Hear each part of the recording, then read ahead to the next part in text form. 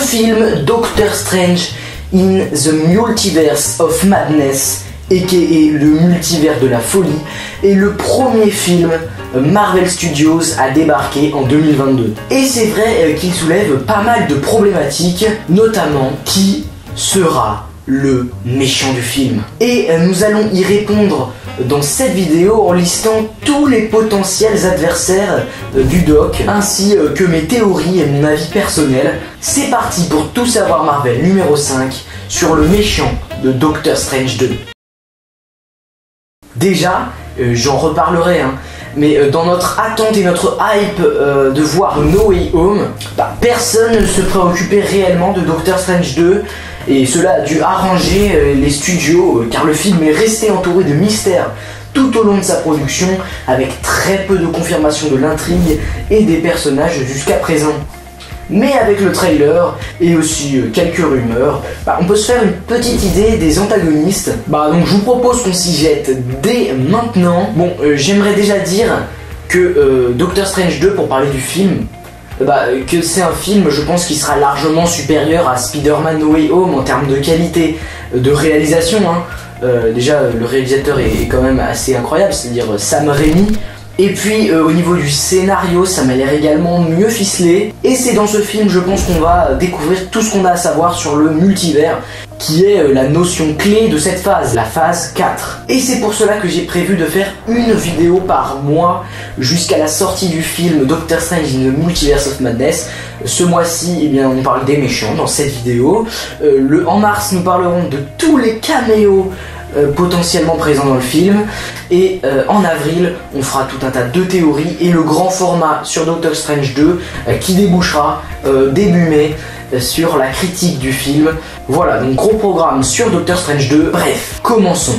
Tout d'abord, j'aimerais vous parler de Shuma-Gorath et Gargantos. Pour quelqu'un de normal qui suit de loin le MCU, qui suit pas du tout, ça ne dit absolument rien. Oui, c'est donc vous ne les connaissez sûrement pas si vous n'êtes pas fan de comics ou que vous suivez pas l'actualité Marvel. Eh bien, vous êtes tombé sur la bonne vidéo, même ceux qui s'y connaissent, je vais apporter plein de théories, vous allez voir. Donc déjà, on peut commencer par dire qu'il y a quelques mois, tous les Marvelous envoyaient un personnage du nom de Shuma-Gorath dans le film. Mais pourquoi ? Eh bien, tout d'abord, il est considéré comme un des personnages les plus iconiques des comics Doctor Strange.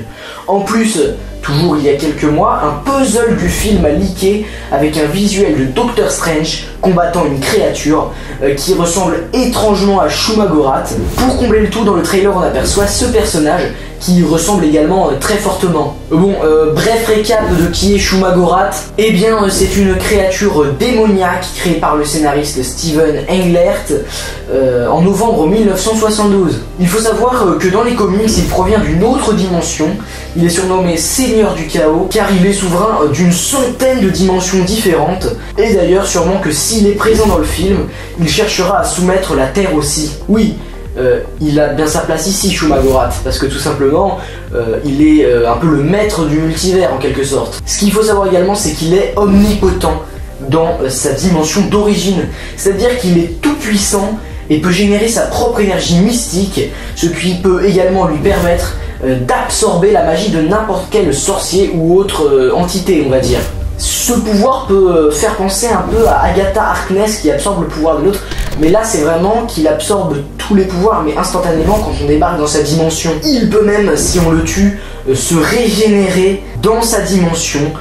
Et vous savez quoi, la prochaine vidéo que je sors, ce sera sur Shuma-Gorath, pour que vous sachiez bien tout sur le personnage.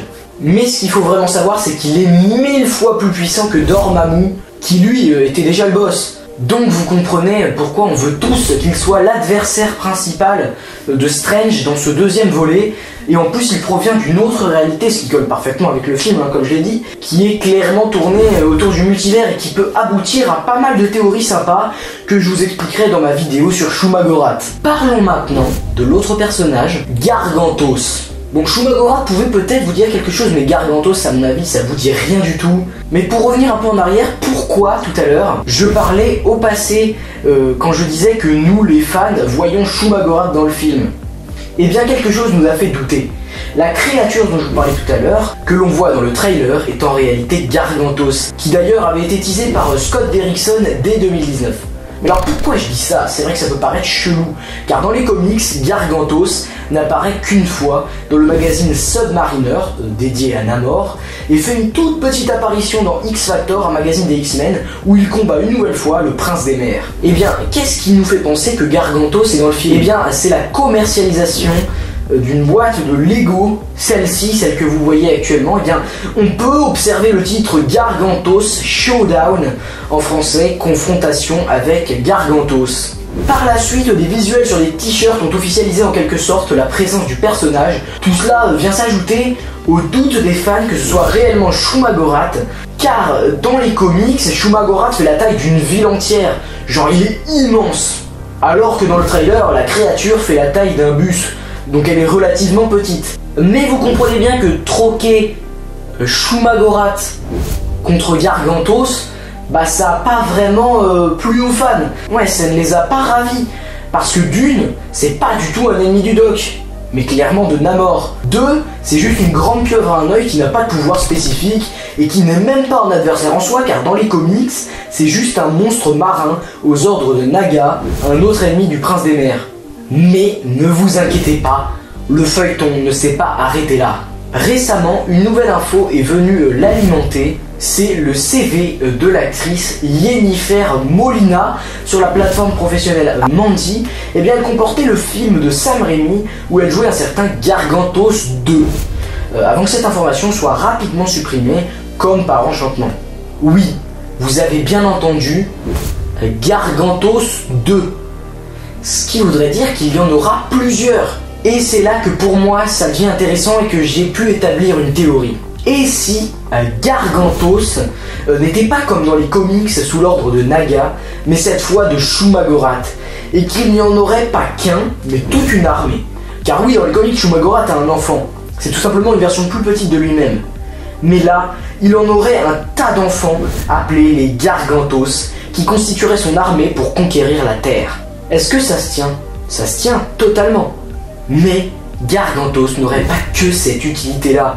Car comme vous le savez, il est relié de près ou de loin à Namor et aux X-Men. Et c'est là qu'intervient un nouveau truc. Je dois vous parler des Illuminati. Oui, parce que dans Marvel, bah c'est pas ça. Mais alors, qu'est-ce que c'est? Eh bien, c'est une organisation secrète de super-héros de l'univers Marvel qui collaborent dans l'ombre. Dans les comics, elle est constituée de 6 chefs de différentes races de surhumains en quelque sorte de la Terre. Doctor Strange pour les sorciers, Namor pour Atlantis, le professeur Xavier pour les mutants, Monsieur Fantastique pour les 4 Fantastiques, Black Bolt pour les Inhumains et enfin Iron Man pour les Avengers. Toujours dans les comics, et c'est intéressant, chaque membre du groupe possède une des 6 pierres d'infinité. Alors, prenons dans l'ordre Doctor Strange. Oui, il est dans son film à ce qui paraît.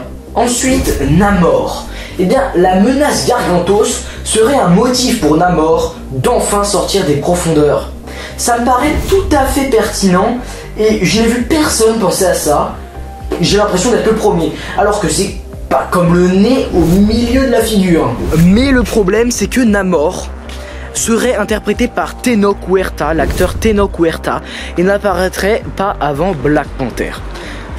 Alors, est-ce que ce sera une version alternative de Namor qui fait partie des Illuminati avant qu'on le découvre dans le MCU, dans l'univers du MCU? Ce serait dommage, franchement. Alors, est-ce qu'ils vont faire une équipe des Illuminati avec sans Namor? J'aimerais pas non plus. Parce que Namor, dans toutes les versions des Illuminati des comics, Namor est toujours là. Donc ce serait vraiment ultra débile de faire un groupe sans lui. Alors, c'est peut-être un groupe d'un autre univers Illuminati avant que celui des Illuminati du MCU soit formé. Pourquoi pas, j'ai envie de dire. Bref, passons. Charles Xavier pourrait être de retour, car un concept art, celui-ci, nous dévoile le Professeur X face à Strange. Et on sait que les X-Men seront enfin introduits dans le MCU après le rachat de la Fox par Disney. Et des rumeurs disent que c'est dans ce film. Hashtag Gargantos. Donc ce concept art s'est révélé être véridique. Oui, parce que après, entre le tournage et le montage de cette vidéo est tombé le trailer de numéro 2 de Doctor Strange 2 au Super Bowl, l'événement le plus suivi aux États-Unis.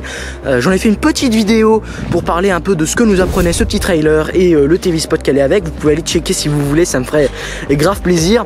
Et donc ce concept art a été officialisé en quelque sorte, car dans le trailer on voit la scène tout simplement où Doctor Strange est emprisonné par les Illuminati. Je vais un peu y revenir. Et bien on voit que les soldats, on va dire, des Illuminati sont les Ultrons et qui emprisonnent Doctor Strange pour les amener dans la cour des Illuminati, enfin bref, pour se faire juger ou un truc dans le genre.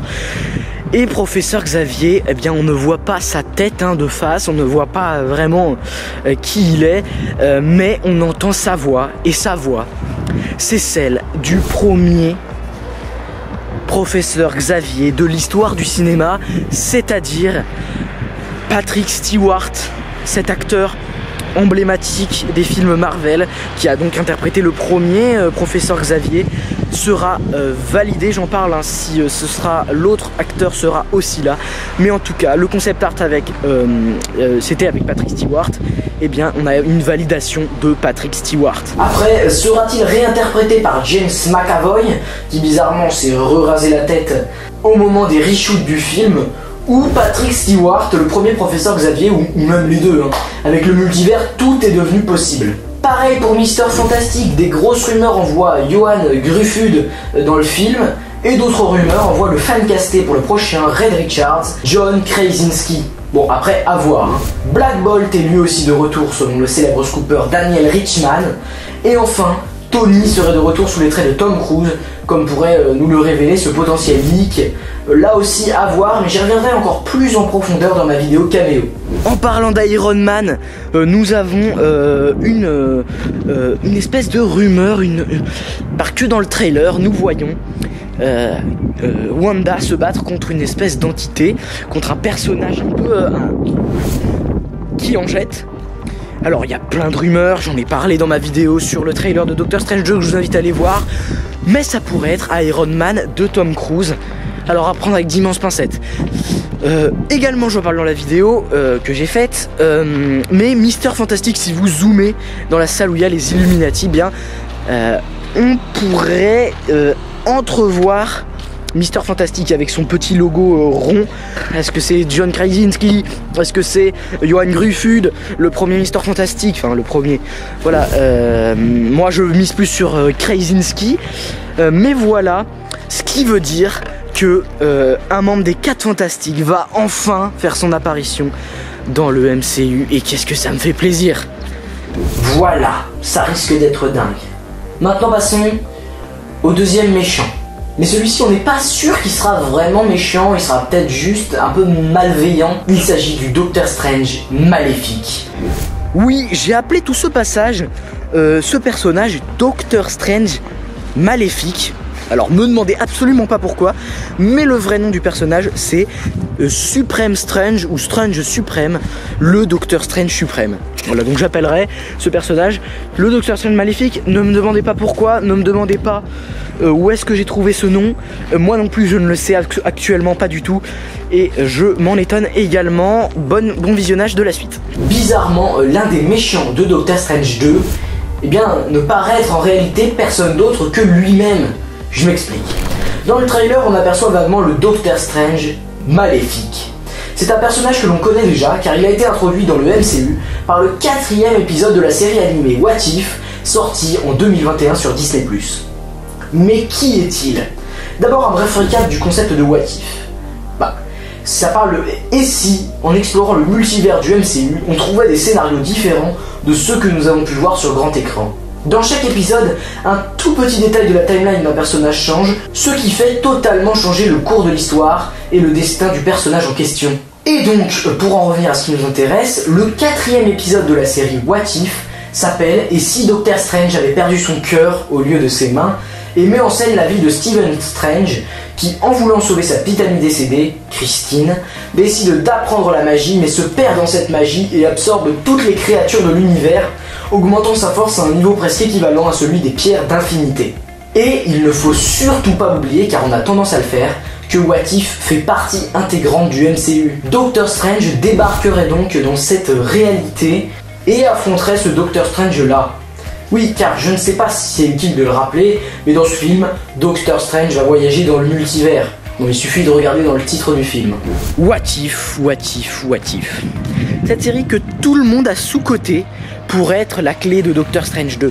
En fait, Doctor Strange va voyager entre les dimensions présentées dans What If. Ça a l'air insane. Alors, oui, What If a l'air d'avoir une importance car dans le poster qui est sorti en même temps que le trailer 2 et le TV spot, nous avons un petit morceau et dans ce petit morceau, il y a le bouclier d'une certaine Captain Carter de l'épisode 1 de What If.